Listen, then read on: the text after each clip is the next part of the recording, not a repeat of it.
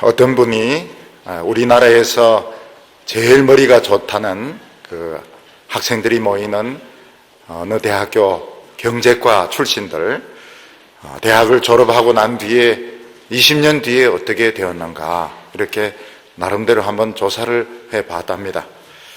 처음에 졸업할 때 제일 공부 잘하는 학생들은 행정고시를 패스해서 관료가 되고, 그 다음에 공부 잘하는 학생은 한국은행에 들어가고, 그 다음 학생은 대기업체에 들어갔다고 말합니다.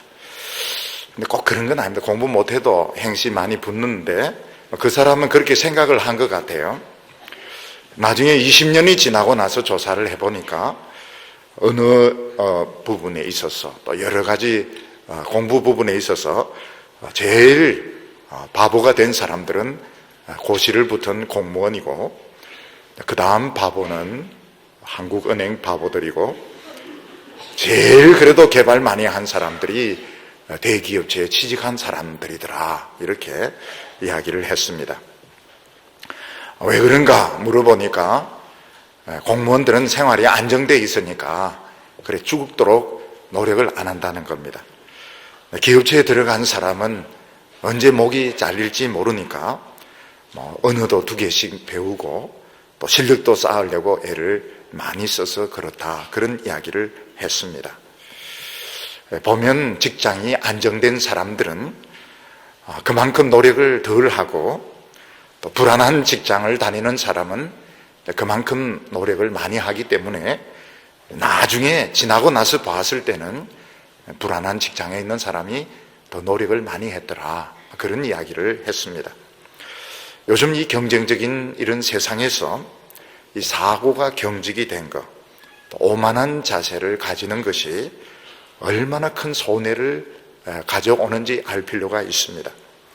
미국의 GM 자동차 회사, 또 카메라의 코다칼라, 또 일본의 소니전자는 전부 세계 최고의 기업들이었습니다.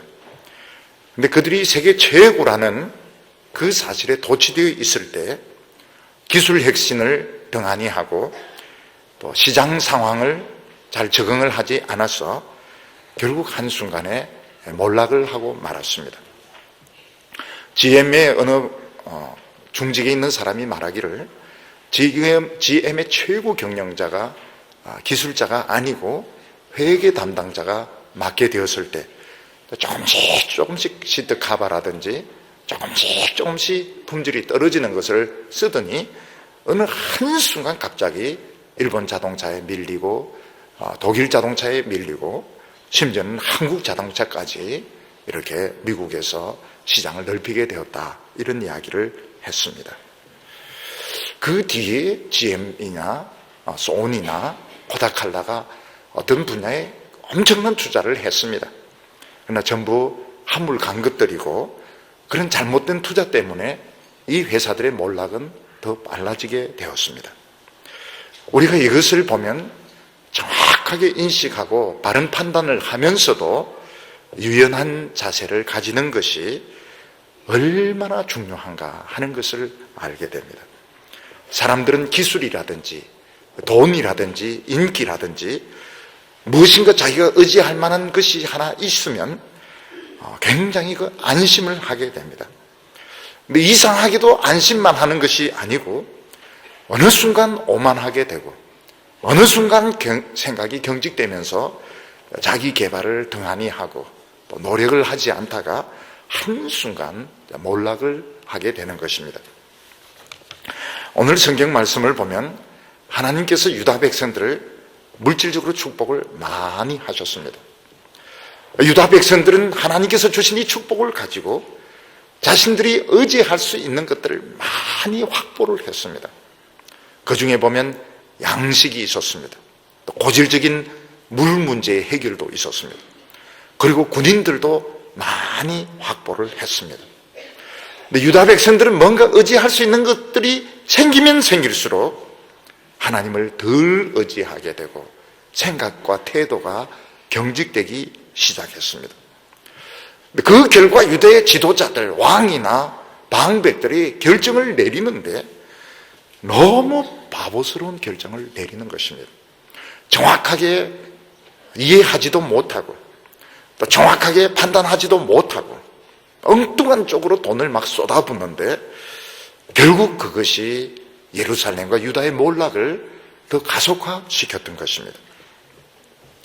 이것이 하나님의 백성들이 또 누구든지 하나님을 두려워하지 않고 스스로 자만심에 빠지게 되었을 때 그들의 생각이 경직이 되면서 노력을 등한히 하면서 현명한 판단을 한다고 하는데 실제로는 최악의 결정, 가장 바보 같은 결정을 해서 엉뚱한데 돈을 다 허비하게 되는 것입니다.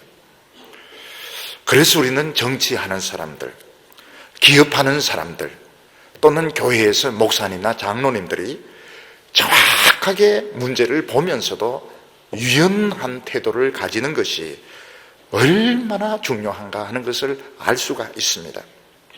오늘 많은 사람들이 지금 오해하고 있는 것이 무엇인가 하면 우리가 하나님의 말씀을 너무 좋아하면 생각이나 태도가 너무 완고하여질 것이다.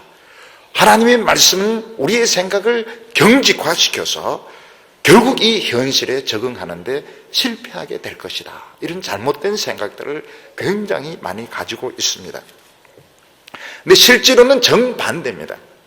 물론 처음에 우리가 미숙할 때는 예수를 믿기 때문에 성경 말씀을 붙잡기 때문에 태도가 경직이 되기도 하고 적응을 못하는 부분도 있습니다. 우리가 주 안에서 성숙하면 성숙할수록 굉장히 빠르고 정확하게 상황을 판단하고 아주 유연하게 대처를 하게 됩니다. 하나님의 말씀은 우리를 굉장히 유연하게 만듭니다. 어느 정도로 유연하게, 청년들보다도 청소년보다 더 유연하게 만드는 것입니다.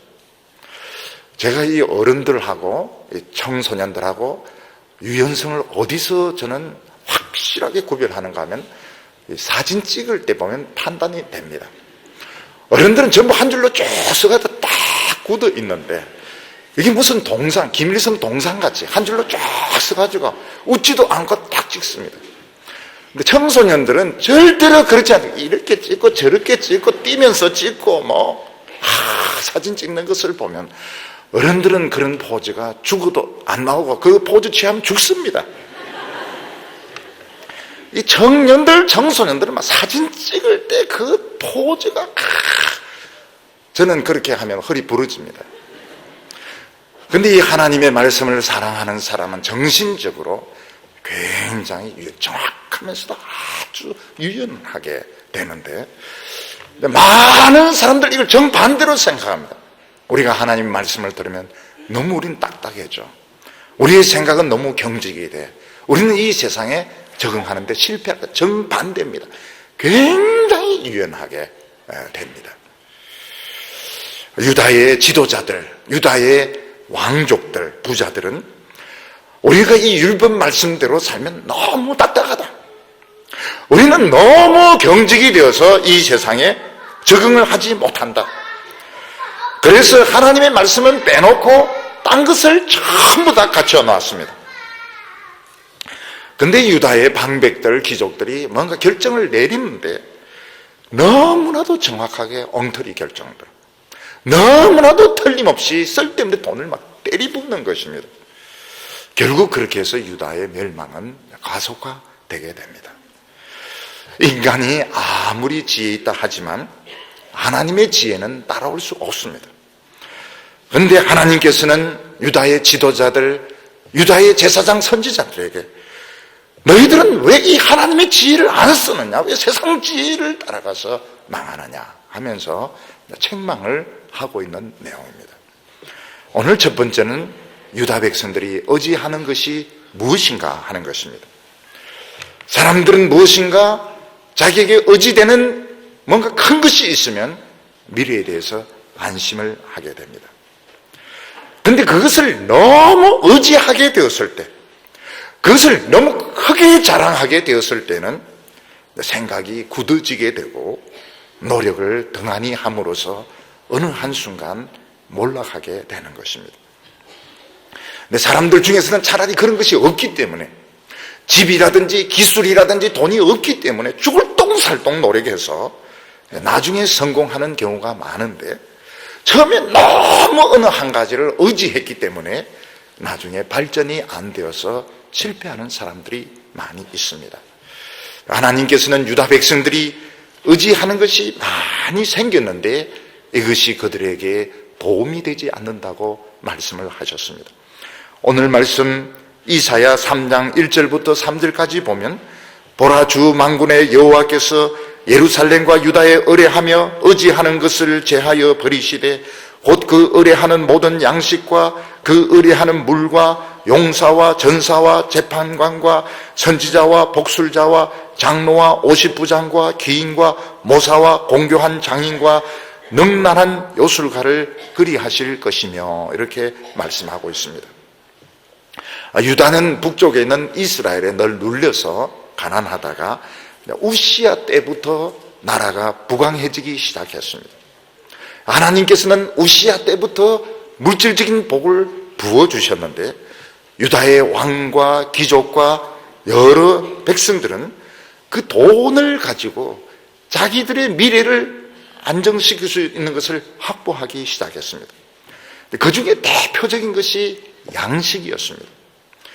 예루살렘과 여러 성에는 큰 곡식 창고를 지어가지고 양식들을 아마 산 것 같아요. 외국에서 양식들을 구입을 해서 꽉꽉 채워놓았던 것입니다. 그리고 예루살렘은 고질적인 문제가 물 문제였습니다. 그래서 예루살렘의 지도자들은 대대적인 수로 공사를 해서 물을 공급하는 수도를 만들고 여러 곳에 못을 만들었습니다. 나중에 터널을 완성시킨 것은 히스기야 때 터널을 완성시켰는데 아마 이때부터 이미 터널을 파고 있었던 것 같습니다. 거기다 유다 지도자들은 전쟁을 대비해서 용사와 전사들을 많이 뽑았습니다. 옛날에 전쟁을 하더라도 지급 군인들은 별로 없었습니다. 농사 짓다가 부름 나가서 이제 전쟁하고, 로마도 마찬가지인데 어느 순간부터 전사와 용사들, 지급 군인들을 이제 월급을 주면서 확보를 하기 시작했습니다. 요즘으로 치면 장교라든지 부사관 같은 이런 사람들을, 지급 군인들을 막 확보를 했던 것입니다. 나중에 보면 뒤에 오십부장 이런 사람도 나옵니다. 결국 월급을 주면서 군인들을 훈련시켰던 것입니다. 그리고 행정적으로도 제도를 많이 정비를 했습니다. 그래서 재판관, 장로, 귀인, 모사 이런 사람들 체제를, 행정체제를 또 완전히 구비를 해놓았고, 또 세상 나라와 똑같이 자기들 말로는 가운셀러라 하지만 복술자들, 요술가들, 공교한 장인들, 점치는 사람들, 이런 사람도 많이 확보를 해서 자기들이 부르기는 가운셀러라 이렇게 부르지만 점치는 사람들도 많이 확보를 해놓았던 것입니다. 우리의 입장에서 보면 유다가 늘 가난하고 양식도 제대로 비축해 놓지 못하고 물사정도 나쁘고 군인들도 없고 이런 가운데서 하나님께서 경제적인 복을 주셔서 체제를 갖추고 양식을 확보하고 군인들을 확보하고 생활이 안정된 것에 대해서 우리는 나쁘다고 말할 수 없습니다. 사람들은 누구나 다 안정되기를 바라고 또 안정되면 또 누리기를 바랍니다. 내내 돈이 없다가 하나님 물질적인 복을 주셔서 좋은 집을 또 사기도 하고 또 은행에 돈을 저축하기도 하고 또 공부를 해서 석사학위, 박사학위를 받기도 하고 자녀들은 유학 보내기도 하고 또 집에 화초를 키우기도 하고 액세서리를 사놓기도 하고 그렇다고 해서 나쁘다고 말할 사람 아무도 없습니다. 근데 하나님의 백성들이 세상 사람들을 따라간다고 성공했다 해서 찬장에 양주들을 착 진열해 놓는다든지 또 너무 자신의 성공을 믿은 나머지 점쟁이들을 카운셀러로 둔다든지 이렇게 하는 것은 굉장히 잘못하고 있는 것입니다. 하나님의 백성에게 가장 중요한 재산은 하나님의 지혜와 영감입니다. 그래서 하나님께서는 이스라엘 백성들이 이 지혜와 영감을 잃어버리지 않도록 일부러 광야 40년을 돌게 하신 것입니다. 그리고 하나님은 이스라엘 백성들이 1년에 한 번 초막절을 지키면서 이 광야를 경험하게 하셨고, 또 하나님은 이스라엘 백성들의 무교절을 지키면서 일주일 동안은 딱딱한 떡을 먹게 하셨습니다. 그 이유는 이스라엘 백성들이 편안한 생활에 젖어서 하나님이 주시는 이 지혜, 하나님이 주시는 영감을 상실할 것을 하나님께서 우려하셨던 것입니다. 하나님께서는 이스라엘 백성들, 유다 백성 차라리 가난하더라도 그들이 말씀에 충만하고 지혜에 충만하고 성령이 주시는 영감에 충만한 것이 훨씬 더 낫다고 말씀하셨습니다. 근데 유다 백성들은 정반대되는 쪽으로 갔습니다. 하나님께서 물질적인 복을 주시니까 말씀과 기도는 빼버리고 불신앙적인 것으로 집을 채움으로써 오히려 하나님의 지혜와 영감을 멀리했던 것입니다. 우리가 어떤 집을 이렇게 방문을 했는데 그 집이 이제 너무너무 잘 사는 집입니다. 너무 돈이 많아요. 근데 자녀들은 막 그런 돈이 많은 집에서 크니까 문제의식이 없는 겁니다. 손님이 와도 인사도 하지도 않고 침대에 덜누가 게임이나 하고 놀고 이렇게 한다면 이 집은 잘 살아서 자식을 망치는구나, 그런 생각을 할 겁니다. 옛날에 제가 대학생 때 여의도에 이 과외를 하러 가니까 그때 처음 제가 본 게 뭔가 하면 그 아파트에 화장실 2개 있는 걸 그때 처음 봤습니다. 그때까지는 모든 집은 우물 하나, 집 하나, 화장실 하나, 그게 이제 법칙인 줄 알았는데 그때 큰 여의도의 아파트에 가보니까 화장실이 2개예요. 내가 이 집에 살면 엄청 헷갈리겠다. 어디를 써야 될지. 굉장히 당황했습니다. 애들이 공부를 안 해요. 애들, 부잣집 애들이 공부를 안 해요. 근데 어떤 집에 가보니까 막 집이 찢어지도록 가난한데 애들이 막 예의도 막 인사도 딱 하고 막 공부도 막 열심히 하고 그리고 막 찬송도 크게 부르고, 이 집 애는 이제 뭔가 되겠다. 이 집은 참 뭔가 눈에 보이지 않는 중요한 재산을 가지고 있구나. 애들이 재산인 겁니다. 이 집 애들은 돈은 없지만 애들은 정말 이 똑똑한 애들을 가지고 있고 나중에 보면 그 애들은 이제 성공을 하게 됩니다. 그래서 지금 잘 사느냐 못 사느냐 이걸 뛰어넘어서 그 사람들의 그 정신 상태가 지금 어떻게 돼, 이게 이제 미래를 결정하는 것입니다. 나라도 마찬가지인데 전 세계에서 석유가 많이 나는 나라 중에서 잘 사는 나라가 별로 없습니다. 왜냐하면 그 석유를 믿는 바람에 노력을 안 하는 겁니다. 우리나라는 석유 한 방울 안 나옵니다. 그러나 죽자사자 공부하고 또 죽자사자 물건 팔려고 쫓아다니는 바람에 우리나라는 석유 나는 나라보다 훨씬 잘 사는 나라가 되었습니다. 우리가 생각하는 유다가 물질적인 복을 받아서 힘이 되는 기술, 돈, 양식 이런 게 많으면 참 좋을 것 같습니다. 그런데 어떤 의미에서는 그런 것도 위기가 오면 이 많은 것이 오히려 마이너스가 됩니다. 왜냐하면 너무 많은 준비를 했기 때문에 너무 많은 제도들이 걸림돌에 위기가 오면은 이것들이 이제 발동이 안 되는 겁니다.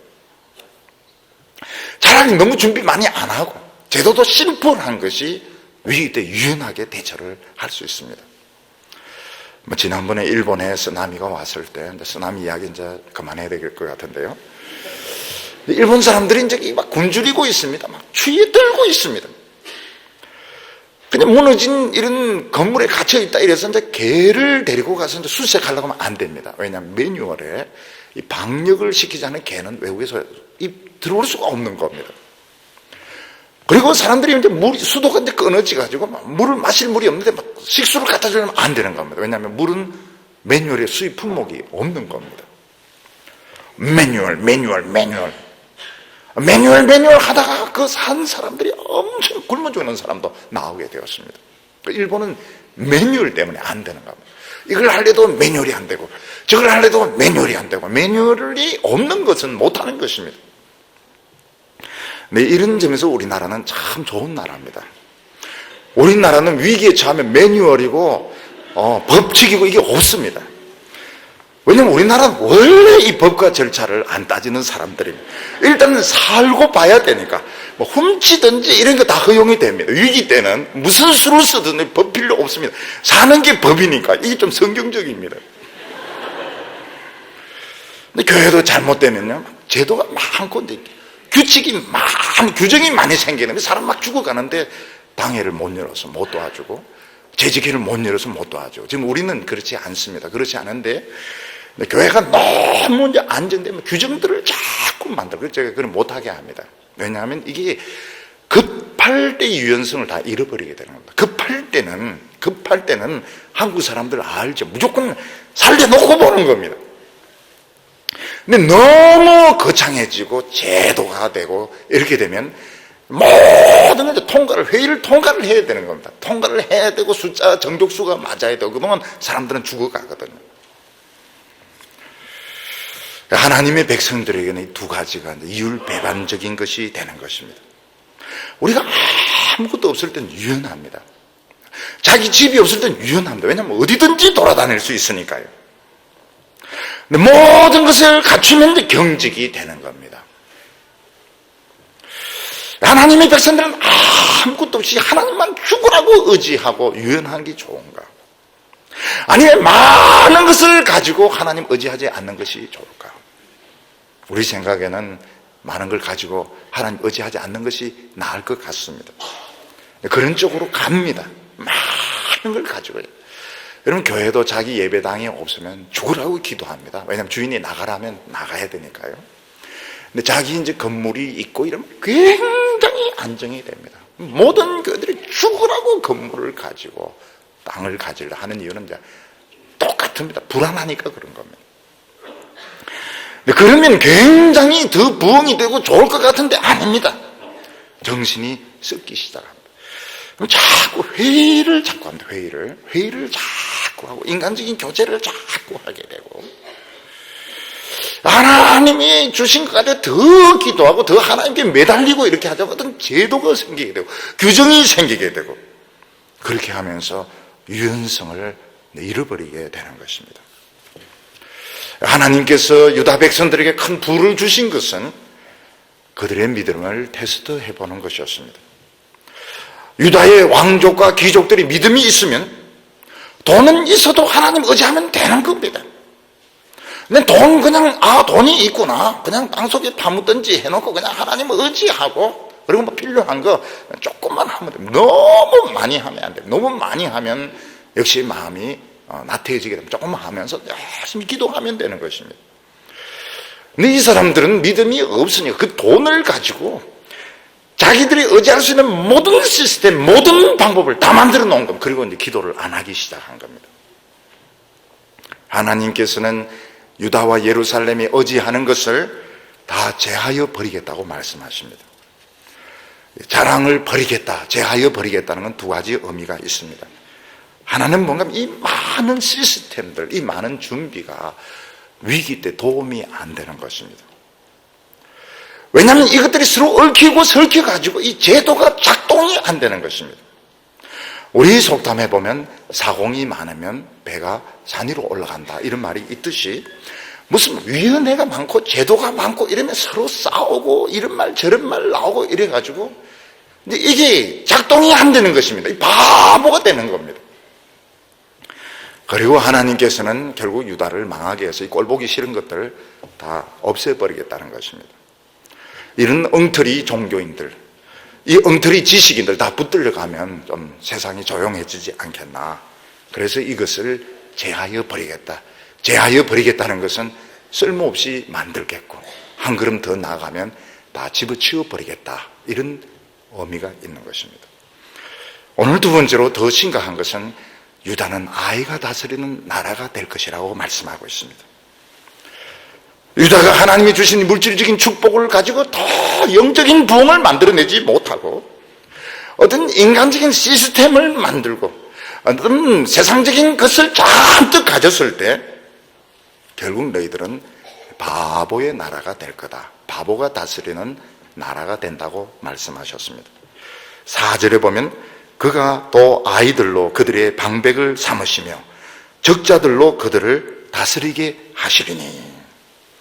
누가 유다의 방백이 되느냐? 어린 아이들이 방백이 되고, 이 적자라고 하는 건 빨간 아이입니다. 빨간 아이, 갓난 아이들이 나라를 다스리게 된다고 말씀하셨습니다. 무슨 말씀인가 하면 세상적인 경험이 전혀 없는 사람들, 물정을 전혀 모르는 사람들이 장관이 되고 국회의원이 되어서 큰 소리를 치게 된다는 것입니다. 우리가 어렸을 때는 어린아이들만 있는 세계가 있었으면 참 좋겠다, 이런 생각을 했습니다. 그래서 어른들은 한 명도 없고 어린애들만 모여가지고 학교도 하고 군대도 하고 소방서도 하고 버스 운전사도 하고 이러면서 우리가 살면 참 평화로운 나라가 될 것이다, 그런 생각들을 하고 어린아이들 왕국을 만들려고 이제 생각을 합니다.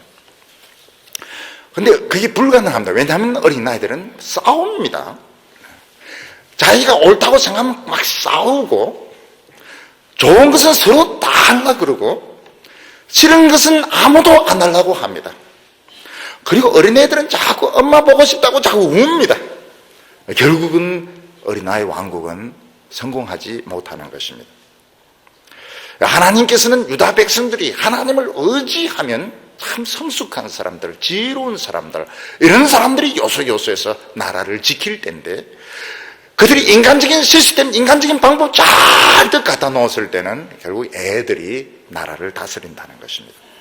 그것도 두 가지 의미가 있는데, 한 가지 의미는 뭔가 하면 그 위기의 순간이 오면 그 장관들, 국회의원들이 아무런 결정을 못 내리는 것입니다. 왜냐하면 이런 사람들은 전부 주입식 교육을 받았기 때문에 어떤 위기 순간에 살아남는 법을 배우지를 못했습니다. 전부 좋은 대학교 나오고 고시 합격하고 변호사고 뭐 이렇게 했기 때문에 위기 순간에 이걸 어떻게 대처해야 될지 방법을 모르는 것입니다. 기껏 격정해서 돈을 막 때리붓는데 사실은 쓸데없는 쪽에 돈을 막 때리붓는 겁니다. 애굽의 7년 대흉년이 오게 되었을 때 바로는 요셉에게 전권을 줍니다. 전권을 줘서 너 이 나라 쌀만 먹든지 구워 먹든지 알아서 해라. 왜 그런 결정을 내렸는가 하면 요셉에게 하나님의 지혜가 있다는 것을 알았기 때문입니다. 위기를 이길 수 있는 것은 결코 명문대 출신이 아닙니다. 위기를 이기려고 하면 고난 가운데 하나님의 말씀을 가지고 살아남은 노하우가 있어야 됩니다.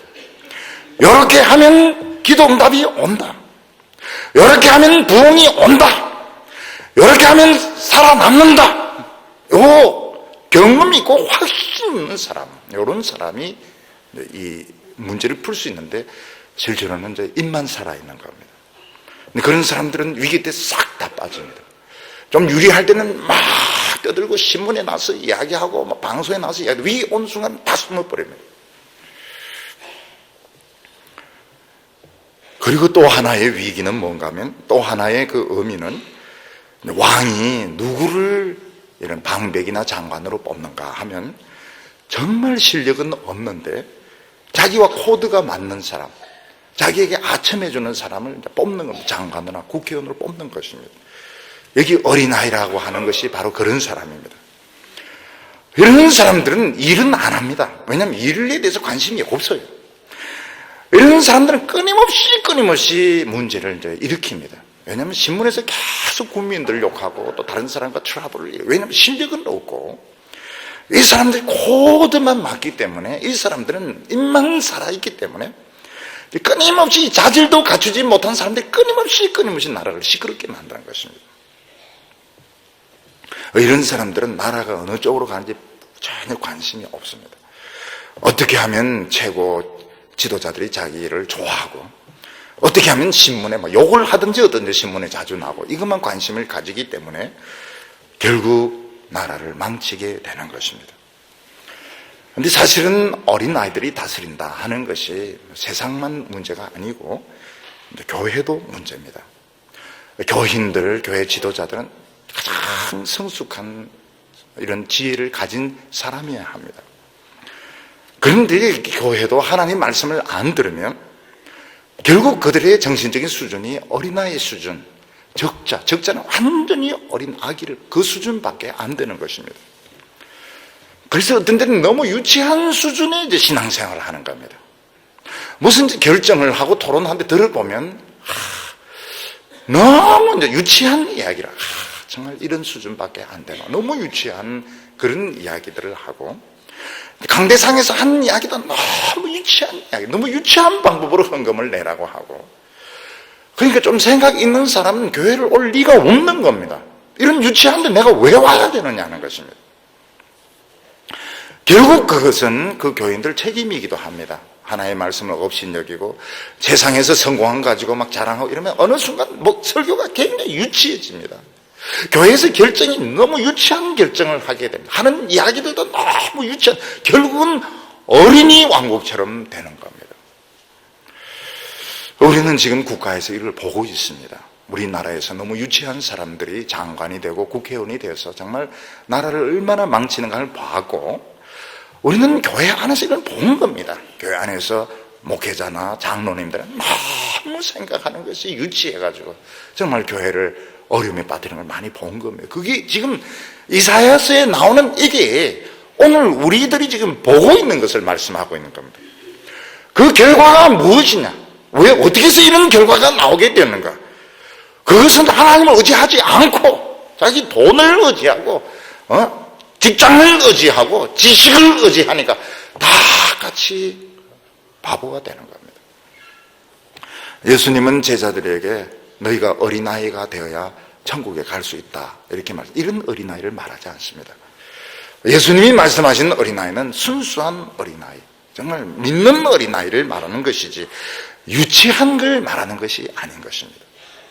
5절에 보면 백성들이 서로 학대하며 각기 이웃을 잔해하며 아이가 노인에게 비천한 자가 종기한 자에게 교만할 것이며. 어려운 나라 정치가 생각이 유연하고 참신한 사람에게 이루어지지 못할 때, 정말 생각 실력도 없고 유치한 사람이 이 나라 정치를 할 때, 교회를 이끌어 나갈 때 맨날 서로 싸우게 됩니다. 여기 보면 서로 학대하며 각기 이웃을 잔해하며.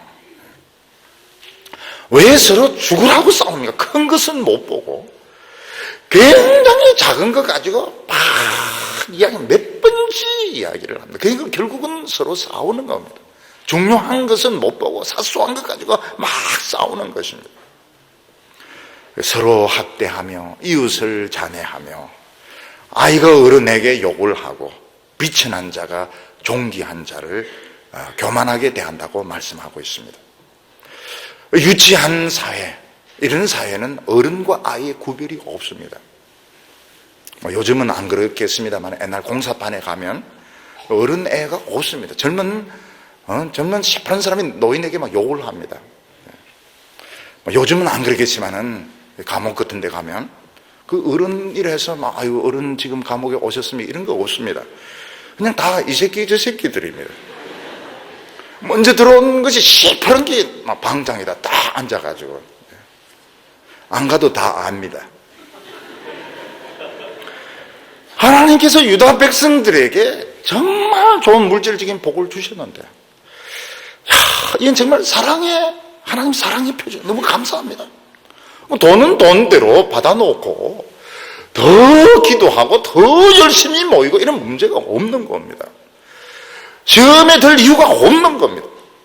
하나님이 집도 주시고 차도 주시고 공부도 하게 하시고 신난다. 하나님이 돈 주셨으니까 또 열심히 가서 기도하자. 하나님이 차를 주셨으니까 또 열심히 타고 가서 또 예배드리자. 하나님께서 공부를 하게 하셨으니까 내 영어 성경을 한번 읽어보자. 문제될 거 아무것도 없습니다. 전혀 문제가 될 게 없는 겁니다. 사람들은 성공을 막 자랑합니다. 거기에 이제 의미를 부여하게 됩니다. 내가 최고로 똑똑하다 지어졌다면서 사고가 딱 경직이 되는 겁니다. 그때 이제 다른 사람이 이야기를 안 듣습니다. 자기를 칭찬하는 말만 듣고 인정해주는 말만 듣지, 뭔가 좀 반대하면 화를 막 내고 때를 막 씁니다. 그러면서 내리는 결정이 유치한 결정을 내리는 겁니다. 돈을 엉뚱한 쪽에 쓰게 되는 것입니다. 우리가 하나님의 복을 많이 받아도 정신을 차리고 있으면 문제될 게 없는 겁니다. 얼마나 좋습니다. 하나님이 복을 주시는 건 복이고, 또 지혜는 지혜고, 영감은 영감이고, 문제될 게 아무것도 없죠. 사도 바울은 뭐라고 말했죠? 우리가 연약할 때 더 강하다, 이렇게 말했습니다. 지혜로운 사람은 모든 걸 다 갖추지 않습니다. 물론 좀 가지다가 어떤 부분은 안 합니다. 일부러 안 합니다. 왜냐하면 모든 걸 너무 갖추면 나도 모르는 사이에 교만해져서 참 하나님 앞에서 신앙이 떨어질까 싶어서 모든 걸 갖추지 않습니다. 갖추지만 일부러 안 가집니다. 하나님은 이스라엘 백성들에게 말과 병거를 가지지 말라고 했습니다. 말과 병거가 있으면 전쟁할 때 효과가 100배 이상입니다. 그런데 다윗은 바보같이 그렇게 합니다. 병거는 태우고 말에 힘줄은 끊습니다. 그렇게 한 이유는 자기가 교만해질까 싶어서, 하나님을 의지하지 않게 될까 싶어서 일부러 그렇게 한 겁니다. 지금 북한에 핵무기가 있고 우리는 핵무기 없는데, 핵무기 없는 게 나아요. 왜 낫냐? 죽으라고 기도할 수밖에 없는 겁니다. 지금까지는 뭐 엉뚱한 소리 하고 뭐 이런 사람들, 이제는 위기의식을 딱 느끼는 겁니다. 핵무기 없으니까 우리는 기도할 수밖에 없어요. 기도해야 됩니다. 뭐 아무리 떠들어도 소용이 없습니다. 기도하는 수밖에 없는 거예요. 예루살렘이 뭘 자랑해야 됩니까? 예루살렘은 예배 때 하나님의 임재하심을 자랑해야 됩니다. 우리의 찬양, 우리의 기도, 우리의 말씀, 이걸 자랑을 해야 되고, 우리 한 사람 한 사람이 보석으로 변화되면 이걸 자랑을 해야 됩니다. 제자들이 예루살렘에 올라갔을 때 예수님에게 이 성전을 보라고 막 자랑을 했습니다. 그때 예수님께서는 이 성전이 돌 하나도 돌 위에 남지 않고 다 무너질 것이다, 그렇게 말씀하셨습니다. 왜냐하면 겉은 화려해도 영혼을 살리지 못합니다. 영혼을 살리지 못하고 변화시키지 못한 성전은 무너져야 되는 것입니다. 히스기야는 자기가 죽을 병에서 살아났을 때 바벨론의 사신이 축하하러 합니다. 그때 쓸데없는 걸 막 보여주는 겁니다. 자기 왕궁에 있는 보물들을 보여주는 겁니다. 이사야가 와서 왕이시여, 당신은 잘못 이 다 뺏긴다고 이야기했습니다. 하나님의 능력을 자랑을 해야지. 성도들이 손을 들고 기도하고 눈물 흘리며 찬양, 이걸 보여줘야지. 설교 시간에 우리 성도들이 막 집중해서 듣는 이거 보여줘야지. 이거 보면 다른 사람들이 나 죽어도 1시간 못 앉아있겠다, 다 고백이 나와야 되는 겁니다. 그러기에 두려워하죠.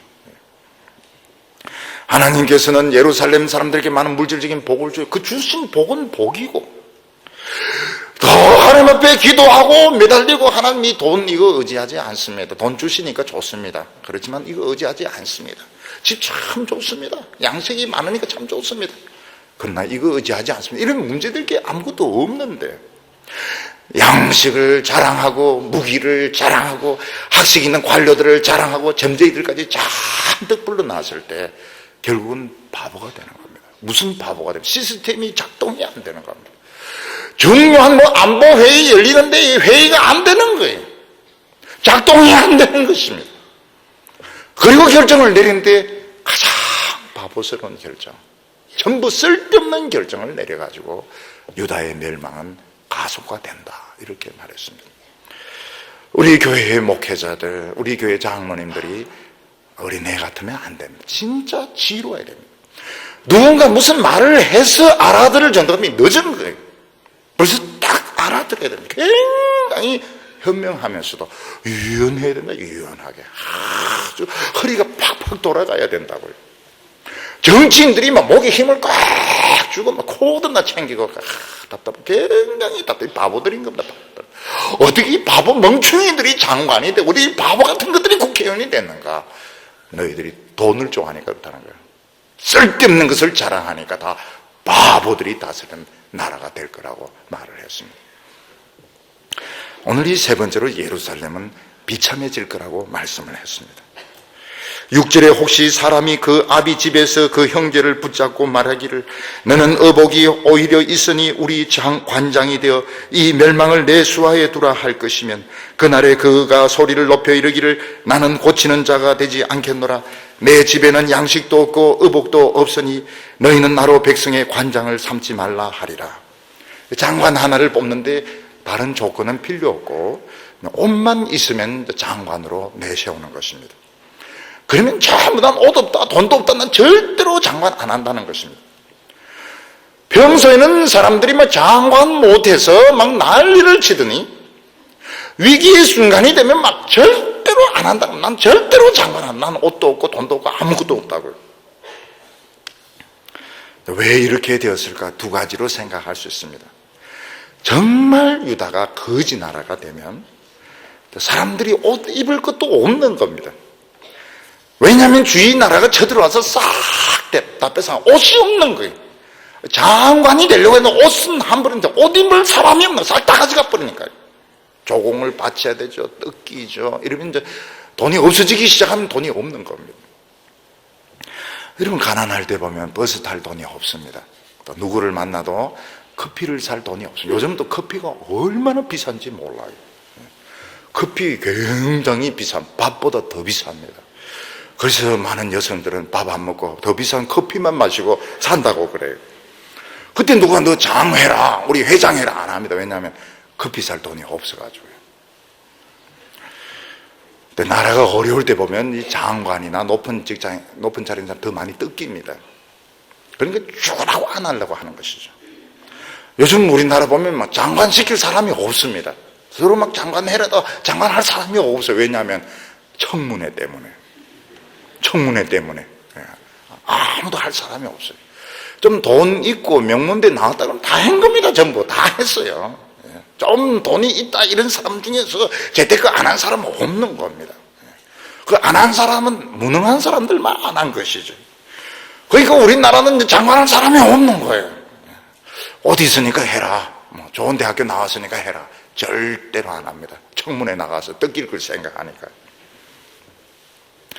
옛날 중세 십자군 전쟁 때는 어떻게 말만 있으면 기사로 시키죠. 말이 너무 비싸니까요.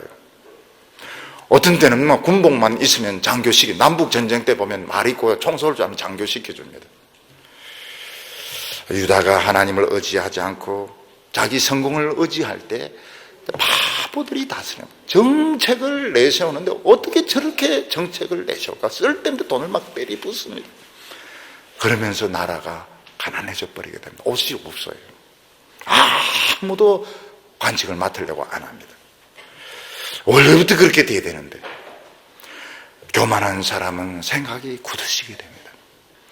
하나님을 의지하지 않고 무슨 지식을 의지한 사람은 굉장히 이게 굳어집니다. 말을 해보면 이 이야기할 상대가 못 되는구나. 너무 생각이 똑같은 소리만 반복해서 합니다. 네, 하나님의 말씀을 사랑하는 사람은 겉으로 보면 고집스러울 것 같습니다. 굉장히 타협하지 않을 건데 유연합니다.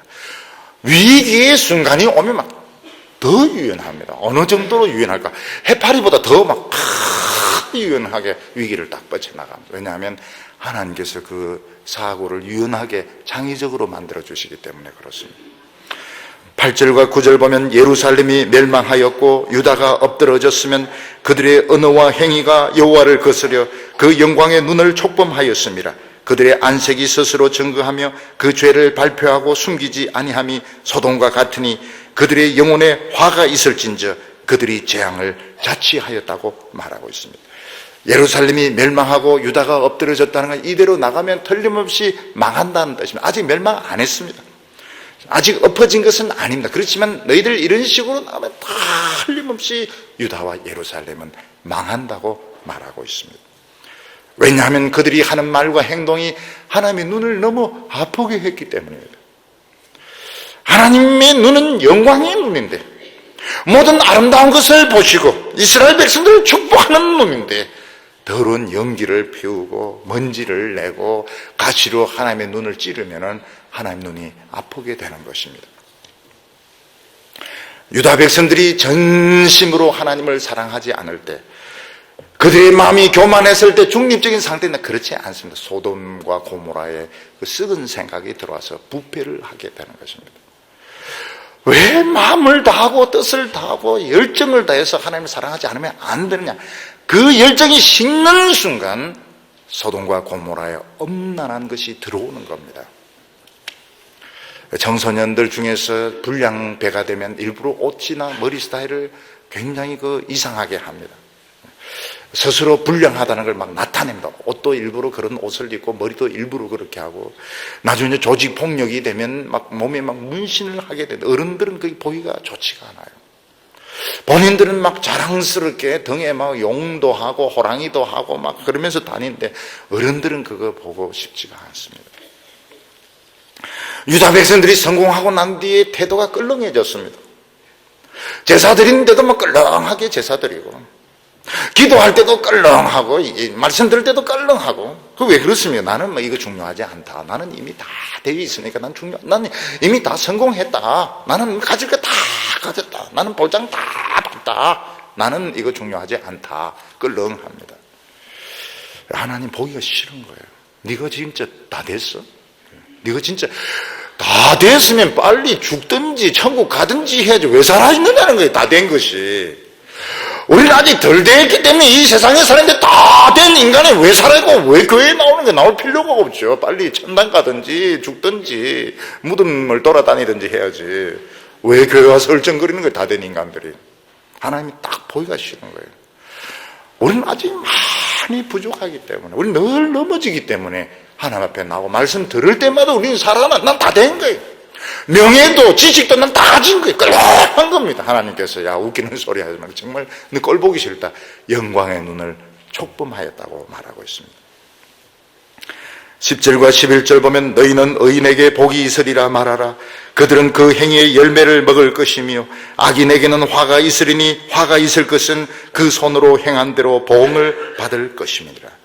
하나님의 말씀은 분명합니다. 지금 잘 사느냐 못 사느냐 문제가 아니라 미래는 하나님의 말씀대로 사는 게 달리 지금 믿음으로 나가면 미래 복을 받게 되어 있습니다. 지금 내가 아무리 어렵고 가난하고 무식해도 믿음으로 나가는 사람은 그 열매를 먹게 되어 있습니다. 지금 아무리 성공하고 잘나고 떵떵거려도 지금 믿음이 없으면 나중에 망하게 되어 있습니다. 그래서 우리가 하나님의 축복을 받고 멸망하지 않으려면 축복에 너무 신경을 쓰면 너무 그걸 자랑해서는 안 됩니다. 우리도 인간이기 때문에 자랑스럽습니다. 기분이 굉장히 좋습니다. 그건 나쁜 게 아닙니다. 그건 너무 의지해서는 안 됩니다. 이게 시험이라고 생각해야 됩니다. 하나님이 축복할수록 더 하나님을 사랑하고 더 성경을 사랑하고, 하나님이 돈을 주셨을 때, 직장을 주셨을 때, 자동차를 주셨을 때, 아이를 주셨을 때, 나는 더 하나님 사랑합니다. 나는 더 하나님 사랑합니다.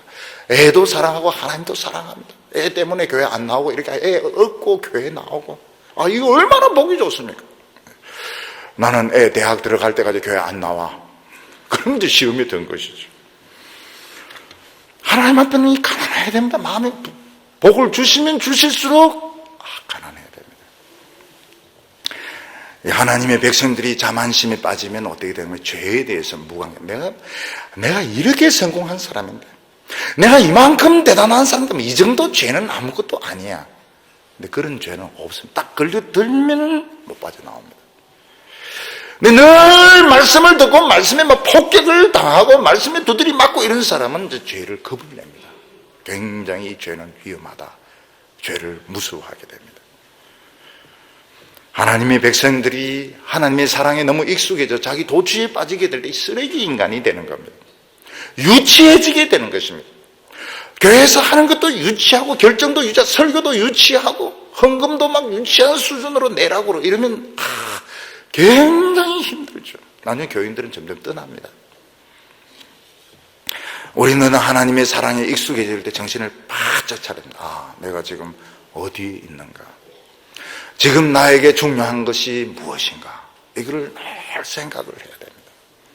12절에 보면 내 백성을 학대하는 자는 아이요 관할하는 자는 분여라. 나의 백성이여 나의 인도자가 너를 유혹하여 너의 다닐 길을 회파하느니라. 유다는 물질적으로 부족한 것이 없습니다. 많은 제도를 갖추어 놓았습니다. 그러나 그들은 다 유치한 어린아이들이었습니다. 회의만 하면 싸웁니다. 자기 주장을 끝까지 밀어붙입니다. 애들이죠. 여러분, 어린애들은 다 뺏깁니다. 요즘 보면은 등산복, 또 운동화, 메이크업 깡패들 다 뺏어간다고 그래요. 너희를 관할하는 관리는 부녀라고 말했습니다. 또 여성들이 또 왜 우리 유성부흥회를 앞두고 또 여성들이라고 하느냐, 여자를 두고 말하는 것이 아니면 실력이 없으면서 아첨하는 사람을 말하는 것입니다. 이런 사람들은 지금 실컷 나라를 발전시켜놨는데 다 부숴버립니다. 나라를 정말 힘들게 발전시켜놓은 걸 다 부숴버립니다. 교회를 어렵게 부흥시켜 놓았는데 다 길을 다 부숴버리는 것입니다. 우리는 그동안에 이 두 가지를 다 보았습니다. 힘들게 나라가 발전하는 것도 보았고, 유치한 정치인들이 이걸 다 부수는 것도 보았습니다. 어렵게 교회가 부흥되는 것도 보았고, 교회가 너무 유치해져서 세상 사람들의 손가락질 당하는 것도 우리는 지금 보고 있습니다. 자기 할 일은 모르고 다른 사람이 포근을 하고 멱살을 잡고, 정말 어린아이들이 보기에 민망한 이런 모습들을 어른들이 하는 것을 많이 보았습니다.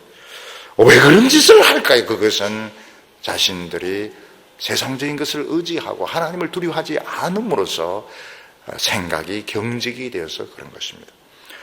유연성을 잃어버려서 그런 것입니다. 어린아이들은 그렇게 하지 마라 말 듣습니다. 어른들은 절대 네가 뭐 잘났다고 그러냐면 오히려 더 눈을 부라리면서 욕을 퍼붓습니다. 하나님도 그런 것을 보기 싫어하십니다. 오늘 감사한 것은 하나님이 이사야의 입을 통해서 오늘 우리가 고민하고 있는 문제들, 오늘 우리가 겪고 있는 오늘 우리의 문제를 너무 명확하게 말씀하고 있는 것입니다. 이게 2000년하고도 700년 전의 이야기입니다. 2700년 전에 하나님께서는 이사야의 입을 통해서 오늘 우리가 고민하고 있는 문제, 오늘 우리 시대가 겪고 있고 교회가 겪고 있는 문제를 너무 정확하게 이야기를 하고, 왜 이렇게 되었을까? 왜 이렇게 유치하게 되었을까? 왜 이렇게 만나면 싸우는가? 왜 양보하고 타협이 없는가? 그것은 생각의 유연성을 잃어버려서 그런 것입니다. 중요한 것은 오늘 우리가 이 말씀을 듣고 있고 우리가 정신을 차리면 되는 겁니다. 하나님 우리에게 축복해 주시는 것 자체를 두려워할 필요가 없습니다. 그거는 그거고, 변함없이 하나님을 사랑할 때 하나님 우리에게 성숙한 분별력을 주셔서 이 나라의 위정자들, 북한의 위정자들, 유치한 짓을 하고 있는 이 사람들을 하나님께서 유치하지 못하도록 지켜주실 것이고, 우리 청년들과 우리 청소년들의 미래를 축복해 주실 줄로 믿습니다. 기도드리겠습니다. 거룩하신 하나님 아버지, 감사드립니다. 우리가 오늘 이 시대를 살면서 참 나라에 대해서 걱정을 많이 하고 교회에 대해서도 걱정을 참 많이 했습니다. 왜 이렇게 만나면 싸울까? 왜 엉뚱한 쪽에 돈을 쏟아붓는 것일까? 알고 보니까 우리가 교만하였고 우리가 하나님을 두려워하지 않아서 그렇다는 것을 깨닫게 되었사옵나이다. 주여, 이 모든 것을 풀 수 있는 분은 하나님이시고 하나님의 자비하심과 긍휼하심만이 이 나라를 살릴 수 있사옵나이다. 주여, 오늘 저희들 하나님께 부르짖겠사오니 주여, 우리나라 모든 위정자들, 우리 종교 지도자들에게 분별력을 허락하여 주시고 성도들에게 지혜와 영감을 허락하여 주셔서 이 나라가 다시 한번 깨어나게 하여 주옵소서. 깊은 잠에서 깨어나게 하여 주옵소서. 오만의 늪에서 일어나게 하여 주시옵소서. 우리 모두 가슴이 시원해지게 하여 주시옵소서. 예수님의 이름으로 기도하옵나이다.